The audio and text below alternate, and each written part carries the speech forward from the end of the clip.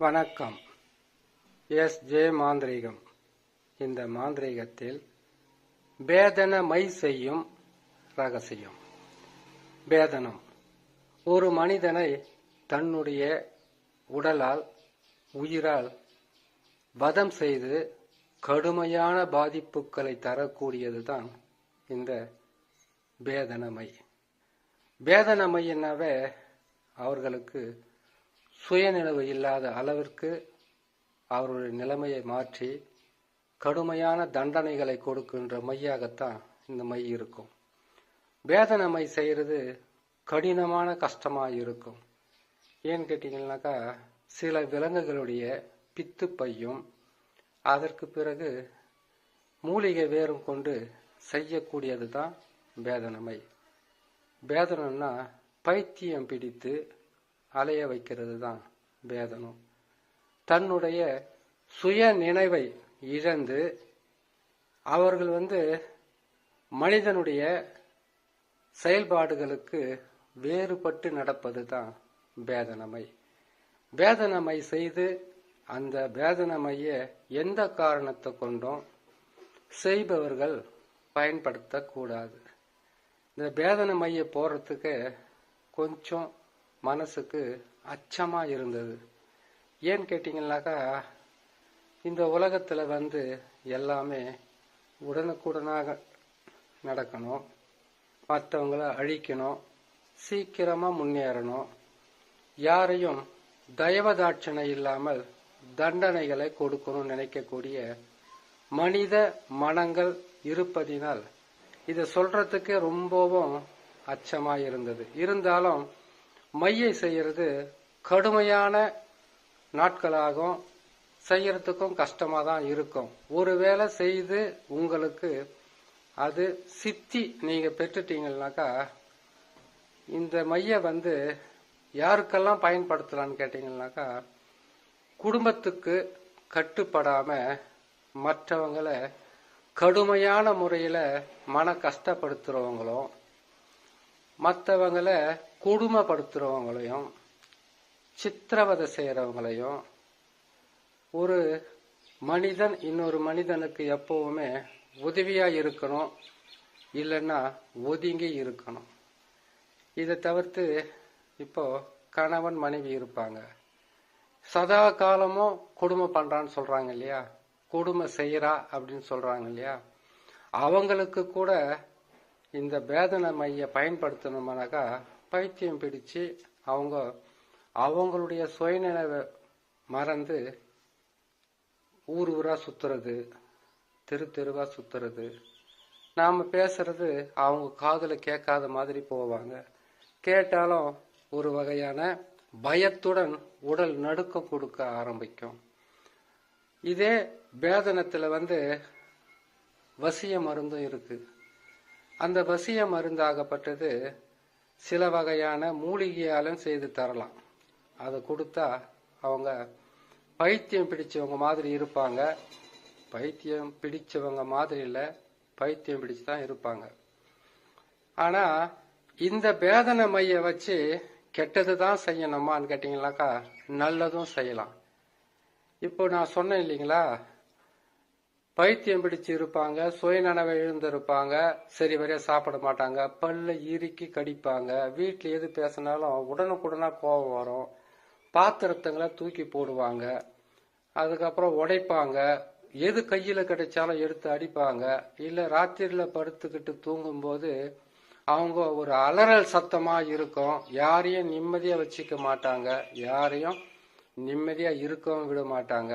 குடும்பத்தில் இருக்கிறவங்க மொத்த பேருக்குமே ஒரு மன கஷ்டத்தை கொடுக்கறாங்க இல்லையா, அவங்கள காப்பாற்ற கூட இந்த பேதனமை பயன்படும். அப்படின்னா ஒருத்தருக்கு பேதன மைய பயன்படுத்தி அவங்கள கஷ்டப்படுத்துறது, அவங்கள துன்புறுத்துறது இருக்கிறதுலயே இந்த பேதனம் செய்யறது, மாரணம் செய்யறதெல்லாம் பஞ்சமகா பாதகத்துல போய் சேரும்.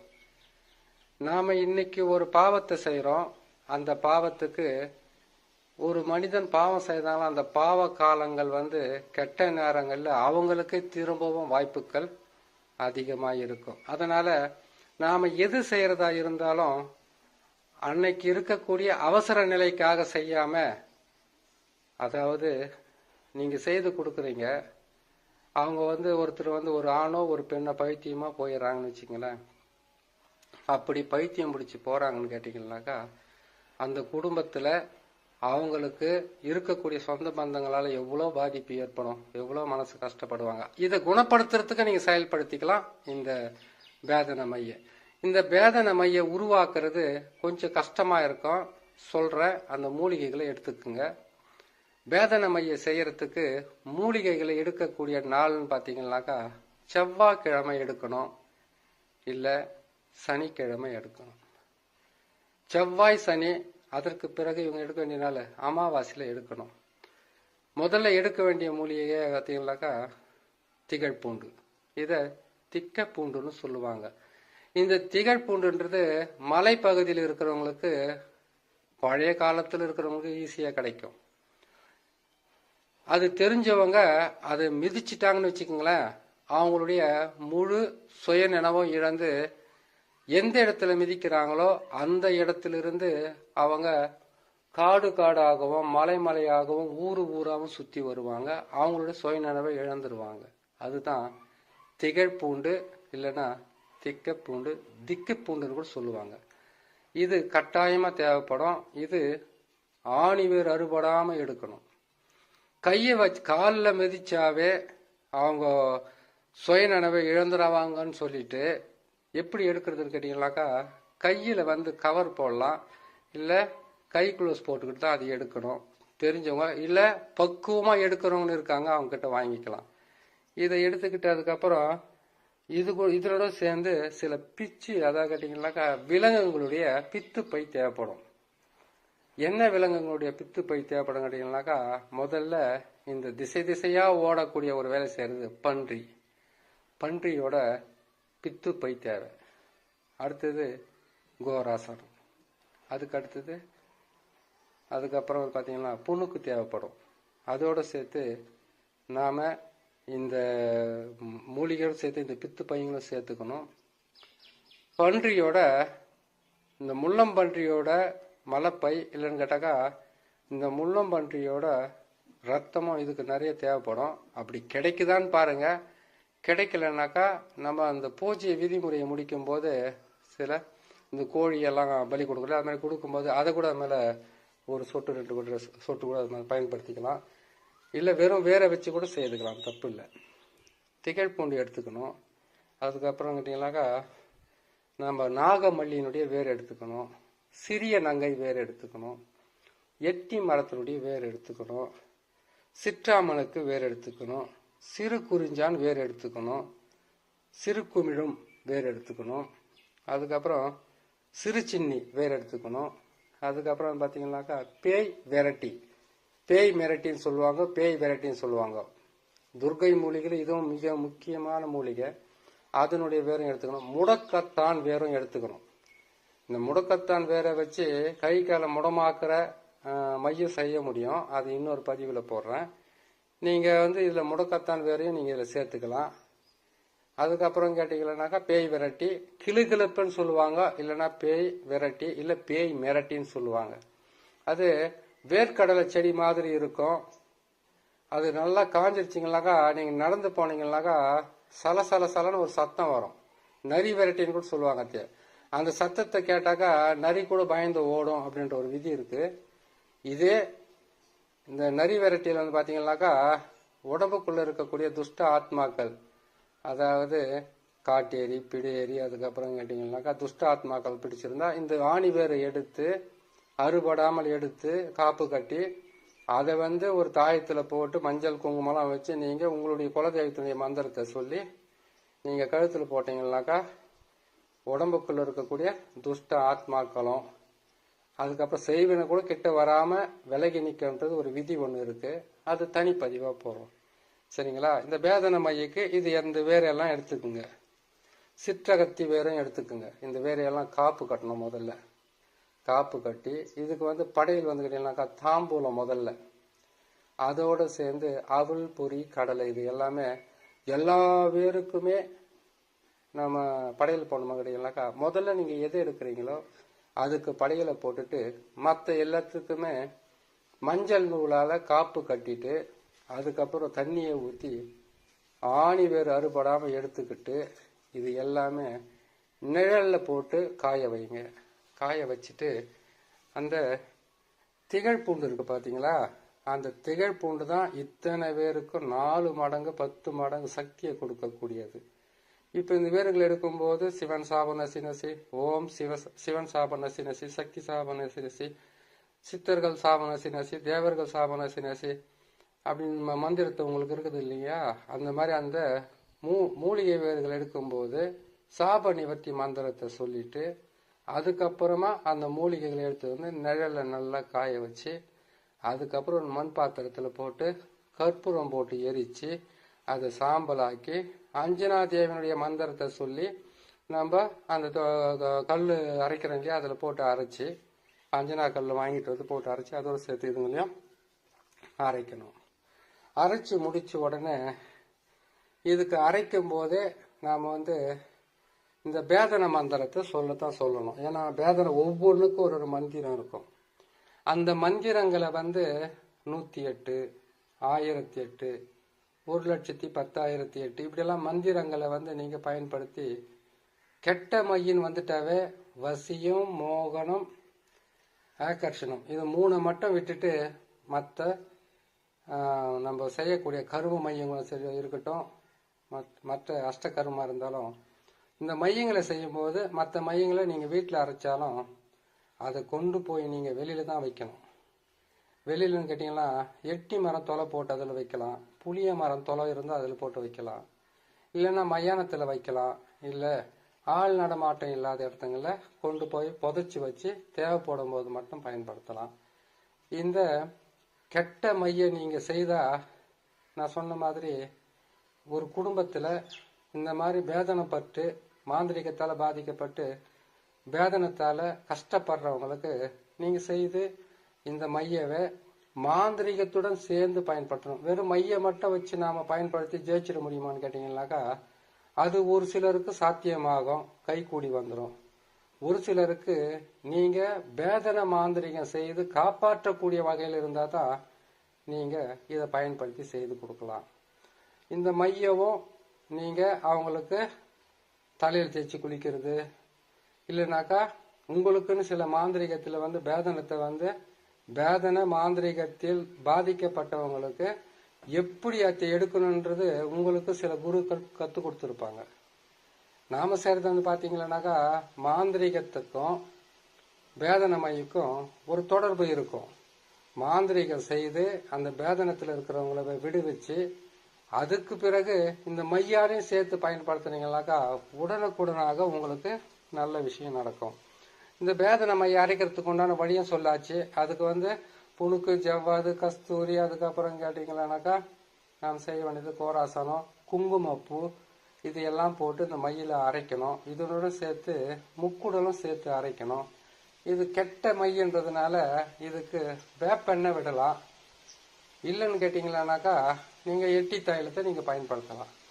இதை அரைச்சி பதப்படுத்துறதுக்கு உண்டான வழி ஒரு சின்ன மண் பாத்திரத்தில் போட்டு அது வந்து சிவப்பு நூலோ இல்லை கருப்பு நூலால் வந்து மேலே வந்து மண் பாத்திரத்துடைய மூடியை போட்டு மூடி அந்த மையை அதில் பதப்படுத்தி கொண்டு போயிட்டு நான் சொன்ன மாதிரி எட்டி மரத்தில் தொலை போட்டு வைக்கலாம், புளிய மரத்தில் வைக்கலாம், இல்லை சுடுகாட்டில் வச்சு நீங்கள் பயன்படுத்துங்க. இந்த மையை நீங்கள் அரைக்கிறதுக்கு உண்டான மந்திரத்தை பார்த்தீங்கன்னாக்கா ஓம் ரீம் க்ளீம் ஜெய ஜெய நாராயணி சர்வ சர்வ சர்வ நல்லா கேட்டுங்க. ஓம் ரீம் க்ளீம் ஜெய ஜெய நாராயணி சர்வ சர்வ பித்து